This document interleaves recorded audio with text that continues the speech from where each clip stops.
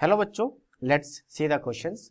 So diborane tetrachlorides was treated with NaOH and the following reactions are occurred. This reaction is given if 1362 ml of hydrogen gas is formed at STP, then how much B2Cl4 was consumed where the mass of the boron is given.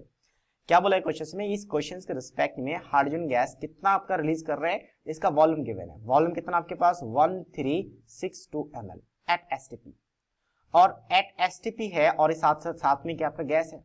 तो gases के लिए STP पे number of moles निकलने का formula होता है volume in ML, sorry volume in litre divided by 22.4. तो अब ये आपका किस में है, एमएल में है, तो इसको हम कन्वर्ट कर लेंगे लीटर में. लीटर में कन्वर्ट करने के लिए 10⁻³ से मल्टीप्लाई हो जाएगा और डिवाइड कर देंगे 22.4 के साथ, तो ये वैल्यू आ जाएगा. अब अगर मैं मोल मोल एनालिसिस लगा दूं तो मोल मोल एनालिसिस के हिसाब से अगर इसका एक मोल, क्योंकि ये पूरा का पूरा रिएक्शन क्या है आपके पास बैलेंस्ड, ओके बैलेंस्ड नहीं है, आई गेस कि बैलेंस्ड है बट बैलेंस्ड नहीं है. सबसे पहले मुझे बैलेंस करना पड़ेगा, तो हम सबसे पहले इसे बैलेंस कर लेते हैं. ठीक है, अगर बैलेंस करेंगे तो क्या हो जाएगा, आपके पास ये बोरोन 2 है तो यहाँ पे ट्वाइस कर लेते हैं, बैलेंस हो गया. साथ साथ में आपके पास क्लोरीन 4 है, तो क्लोरीन 4 के लिए हम यहाँ पे 4 लिख देते हैं, तो क्लोरीन 4 हो गया. सोडियम कितना 6 हो चुका है तो 6 लिख लेते हैं. हाइड्रोजन कितना 6 है, तो 6 के लिए अच्छा 2 जगह बटा हुआ है, तो यहाँ पे आपके पास ऑक्सीजन देखना पड़ेगा. ऑक्सीजन देखा जाए तो 6 है, यहाँ पे 2 to 4 और यहाँ पे 2 चाहिए तो 2, तो अब बैलेंस हो जाएगा. अपने आप देखेंगे कैलकुलेट करके पूरा का पूरा क्या है, बैलेंस्ड है. तो अब अगर मैं बात करूं कि यहाँ से अगर इसका नंबर ऑफ मोल्स इतना फॉर्म्ड हो रहा है तो इसका कितना फॉर्म्ड हो रहा होगा. तो ऐसा चलो बैलेंस करने से कोई फायदा नहीं हुआ, क्योंकि इसका 1 मोल फॉर्म्ड हो रहा होगा तो इसका 1 मोल कंज्यूम करेगा, यही आपका मोल मोल एनालिसिस होता है. तो हम यहाँ से कह सकते हैं कि number of moles of B2Cl4 कितना आ जाएगा, जितना इसका नंबर ऑफ मोल्स है, मतलब 1362 इंटू 10⁻³ 3. अच्छा, ये वैल्यू जो है, ये वैल्यू हालांकि 22.4 पहले लिया जाता था, अगर मैं अभी की बात करूं तो 22.7 लिया जाता. तो कैलकुलेशंस माइंड भी थोड़ा सा डिफर कर सकता है, क्योंकि डिपेंड करता है कि अब कौन सी बुक में कौन सा यूज किया जा रहा है.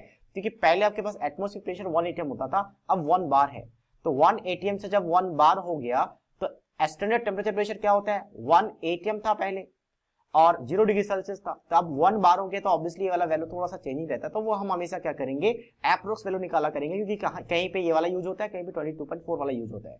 तो लेट्स सी, अब यहाँ पे नंबर ऑफ मोल्स इसका आ चुका है, कितना आ जाएगा 22.7 से डिवाइड करके, तो यहाँ से इसका मास निकालेंगे. मास के लिए क्या आ जाएगा 1362 इंटू 10⁻³ डिवाइडेड बाय 22.7. तो मास के लिए क्या करते हैं, नंबर ऑफ मोल्स को हम मोलर मास से मल्टीप्लाई करते हैं, तो मोलर मास कितना हो जाएगा.